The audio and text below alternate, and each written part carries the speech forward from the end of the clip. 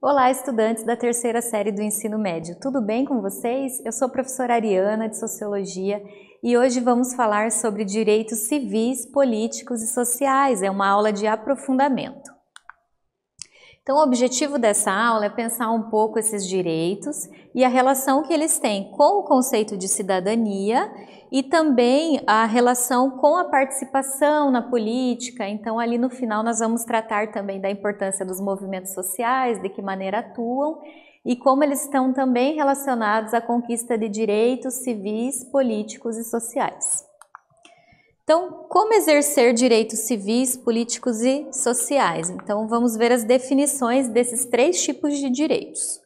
Então, quando a gente ouve falar de direitos civis, é muito comum encontrarmos em questões de vestibular, ou então as pessoas, quando se referem falando de direitos civis, sempre lembram da década de 60, quando havia em regiões diferentes do mundo, por exemplo, Estados Unidos, África do Sul, leis de segregação racial, né?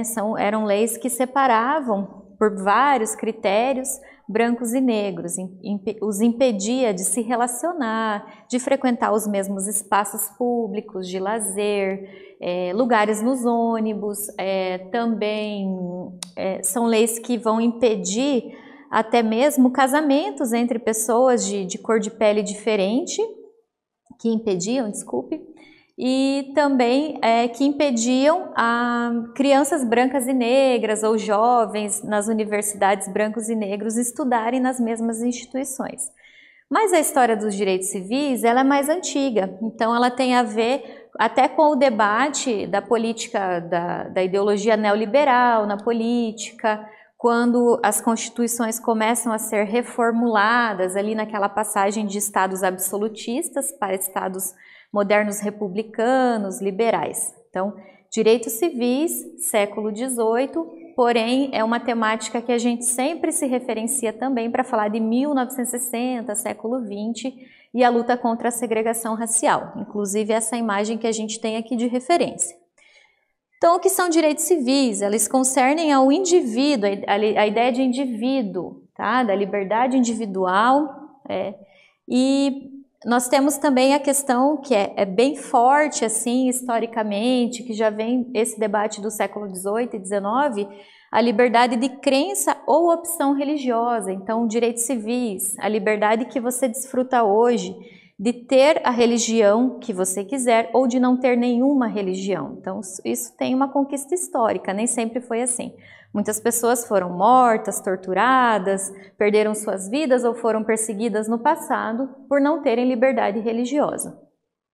Então, aqui a imagem luta de negros norte-americanos por direitos civis na década de 1960. Aqui nós temos a questão dos direitos políticos, então eles dizem respeito à participação na política e no próprio Estado, tá? Então, o que são direitos políticos clássicos? Primeira coisa, direito ao voto. Depois, a gente tem o direito de liberdade de expressão e também de ter acesso à informação de qualidade.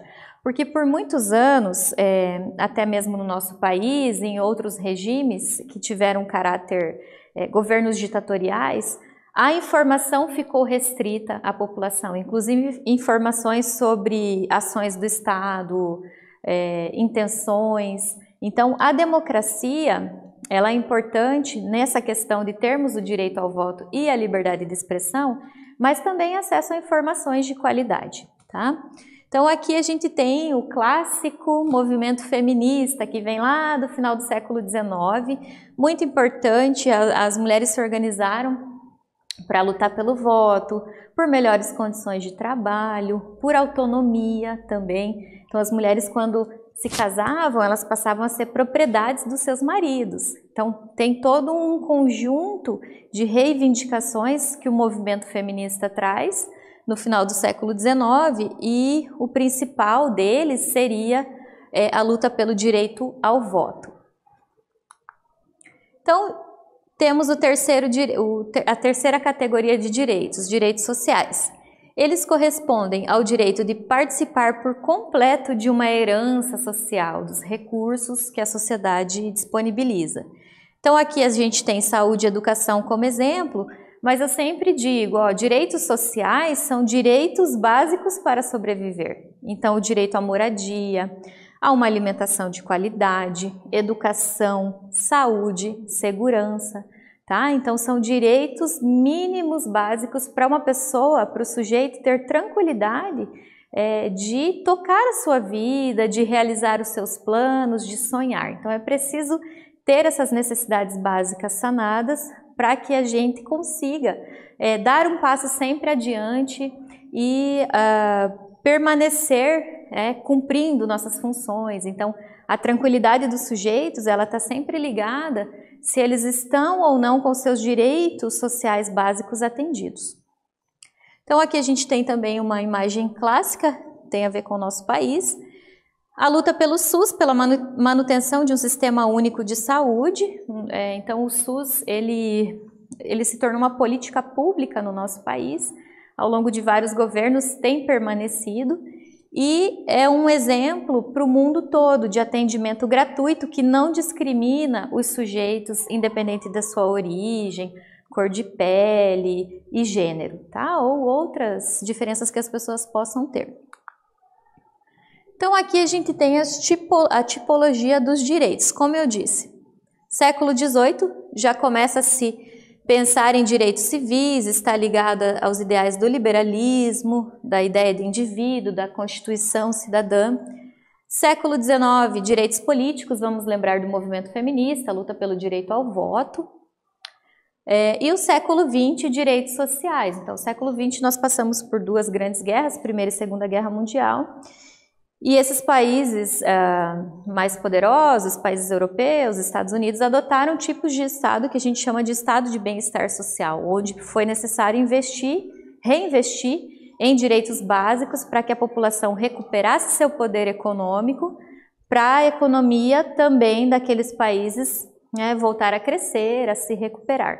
Então, o século XX é um século que podemos abordar vários exemplos de luta por direitos sociais e até mesmo políticas estatais, essa forma de estado de bem-estar social.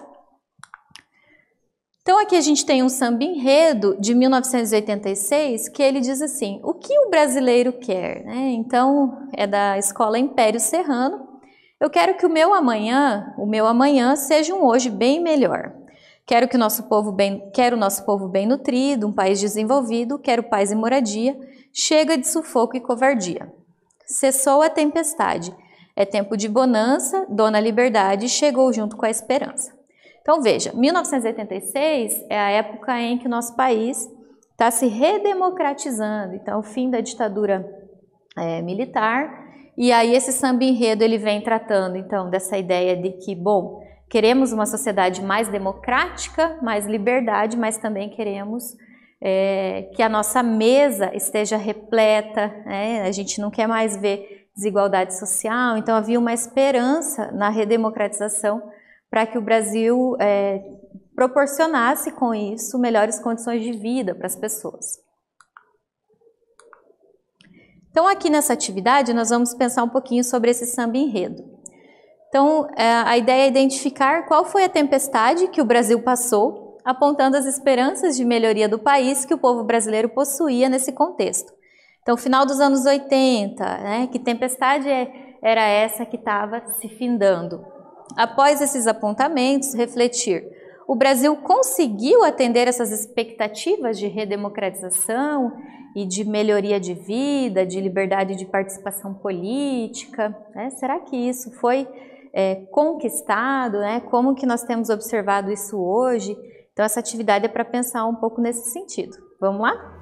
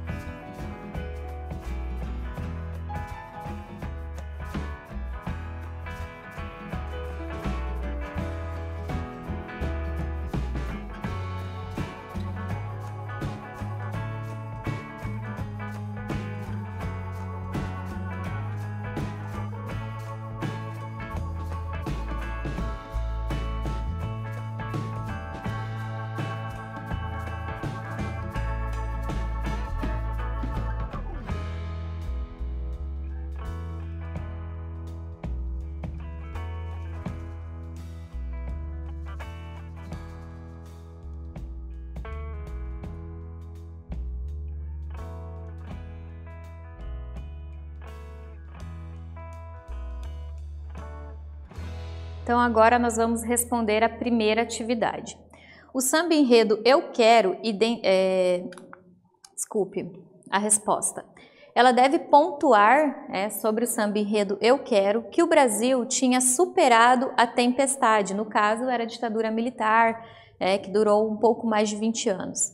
E possuía então diversas esperanças, como uma melhoria na educação pública, salários mais altos, melhoria na saúde, um desenvolvimento interno, melhores condições de moradia.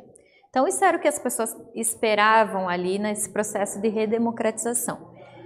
No contexto atual, as expectativas do povo brasileiro no tempo da redemocratização foram atendidas? Então, aqui, para responder essa questão de maneira mais objetiva, nós temos que buscar dados estatísticos da época, comparar como era a questão de moradia, renda, acesso à educação em tempos de ditadura e na redemocratização. O que sabemos, assim, de maneira geral, é que se amplia de fato, principalmente também o acesso à educação, se ampliam várias políticas públicas de atendimento à população, mas o nosso país ele expressa essas desigualdades que têm permanecido e nos últimos anos ainda se acentuado. Tá? Então, aqui demandaria um pouco mais de atenção para um estudo sobre dados estatísticos, comparando condições básicas de vida na época da ditadura e ali final dos anos 80, começo dos anos 90.